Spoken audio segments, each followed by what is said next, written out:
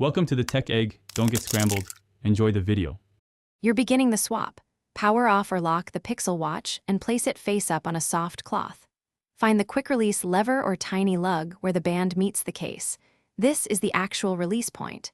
Use your thumbnail or a thin tool to pull the lever toward the center of the strap while gently sliding the band out. You do this to avoid bending pins. Controlled pressure releases the connector, keeping the watch's latch intact.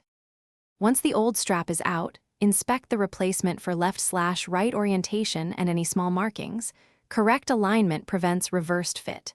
Compress the quick-release pin inward, seat the strap's spring bar end into one lug hole, then release the pin while guiding the opposite end into the other hole.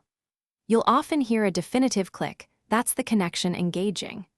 Make sure the strap sits flush. If it gaps, reseat the pin so the bar secures fully, and finish by fastening the watch and flexing your wrist through normal motion to confirm the strap won't detach.